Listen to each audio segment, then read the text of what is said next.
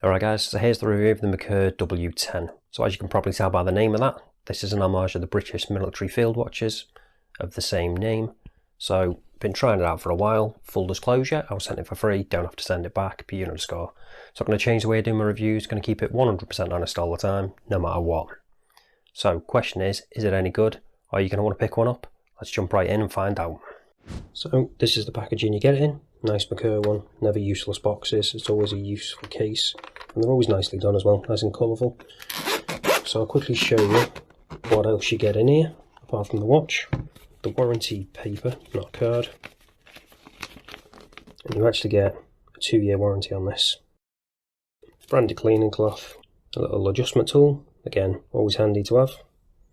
And then we've just got the instruction manual. Get all this out of the way, get right down to the watch. So here is the actual watch. And the first thing that probably stands out is this pretty unique case shape, which I do like a lot. Quite a bit of curvature to it, so it helps conform to wrist nicely.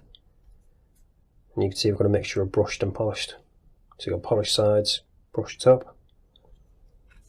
If you're not that keen on this one though, they actually have a couple of different variations with this. So they have a couple of different case shapes. This one and a slightly more standard one, and they also have a couple of different dial options as well, one of which being a California.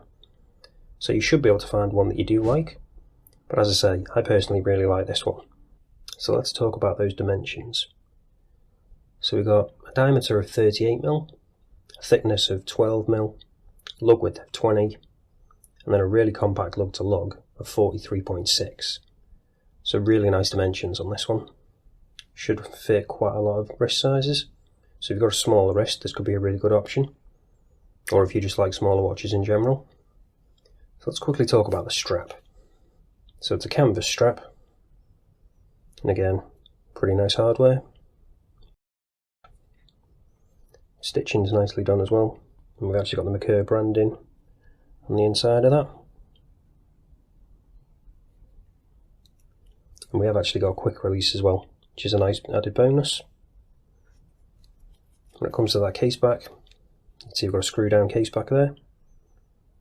And then we've got that WWW, not entirely sure what that's for, I'm assuming it probably relates to the watch this is based on, as does that number. If anyone does know, let me know down in the comments. When it comes to the other end of it, you can see we've got that nicely stitched around there, so it's reinforced. So that shouldn't fray or anything when you're wearing it, which can be an issue sometimes with these kind of straps. But as I say, this one should hold up quite well. So now let's get a closer look at that dial. So it's a fully printed dial, nothing applied. And you can see, although this is a Merkur watch, we've actually got the different branding on the top there. I'll probably chuck in some macros, hopefully you can see it a little bit better. When it comes to the hands, really nice size on them. All the kind of proportions you want. Second hand, right up to the edge. Minute hand, again, really nice length. Same with the hour hand. And they're nicely finished too. Kind of like a almost bead blasted finish maybe. So you don't need to worry about them disappearing in certain light, which could have been an issue if it was like polished. So really legible dial. Quickly show you more detail that crown while we're zoomed in. Nicely finished crown, and as I say, polished sides to the case. Nice transition between the polished and the brushing. All nicely done, simple but effective. So quickly zoom back out.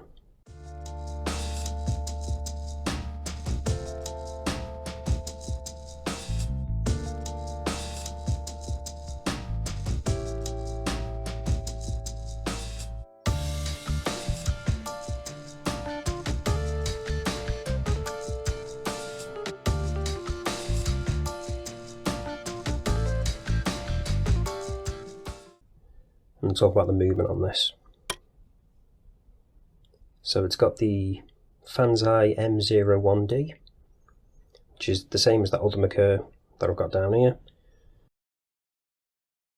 If you haven't seen that video, I'll leave a link to that one up here if you want to check that one out. So the movement on that, the specs, 40 hour power reserve, 21,600 beat rate. It's a mechanical only movement, so no automatic, hand wind only. which obviously helps it keep quite slim. So one of the added benefits of being mechanical only.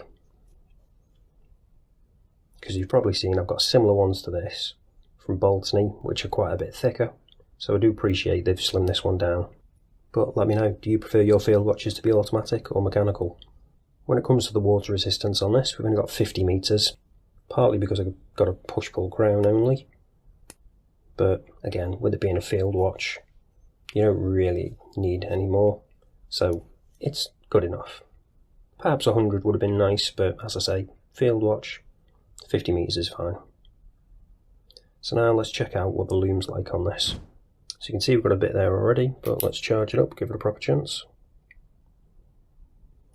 And there we go. So we've got C3 Lume on this, and you can see we've got Lume on both the hands and the indices. Although those indices aren't applied, they've still got a decent amount on there, which is good to see. And we've also got it on those markers around the outside as well. So I was actually pleasantly surprised when I first checked out the Lume on this. I didn't expect the numbers to be loomed. So a nice little bonus there. But there is a slight issue. Obviously it's not a diver, so it's not going to last a great amount of time. For the kind of watch it is, a field watch, it's not too bad. But as I say, there is a slight issue. And that is that the hands don't last as long as the indices. Not entirely sure how they've managed to do that, because as I say, it's only a printed dial, and obviously you should be able to get more Lume on those hands, but unfortunately it's just not as good. It's not a massive difference between the two, but it's enough to be noticeable. So again, a little disappointing. So hopefully they can try and improve that if they do a version 2, but otherwise, as I say, not too bad. So when it comes to the crystal on this, you probably noticed earlier, we've got a really nice dome on that, kind of top hat style. Really nice bit of distortion from it, but the question is it sapphire? Let's check it out using the trusty diamond selector 2. And no, we don't have sapphire crystal. So it's only K1 mineral crystal on this, which is a little bit disappointing, but given the style of watch, it's understandable. They've gone for the more vintage kind of mineral crystal, which is more in keeping with the style of watch. So all it's left to do now, show you what it's like on wrist, and then we'll wrap this up. So this is what it looks like on my 7-inch wrist, and it does wear really nicely. With that compact lug to lug and that curvature to the case, conforms to wrist really well. And again, this canvas strap is pretty nice too. No issues with it fraying around these holes because of this reinforced bit here. Nice hardware. And again, pretty comfortable as well. If you're not keen on it though, it has got a quick release, so it's easy to swap out. So I think they've done a really good job on this. Again, love that bit of distortion from that crystal. I would have preferred sapphire personally myself, but I see why they didn't. When it comes to issues, there's only really one, and that's the Lume. The fact that the hands don't last as long as the indices isn't ideal, so hopefully they can sort that out for future runs of this, or possibly a version 2. But other than that, I can't really fault it. It's a great little watch for the price, I think. But let me know, what do you think? Is this your kind of taste? Do you like it? Are those deal breakers for you? Also, if you want to check out another Merkur, then I'll leave the link to one at the end here. Something a little bit different, a decompression dial. Not something you see a lot often, but that's it for this one guys. Thanks for watching, and I'll see you in the next one.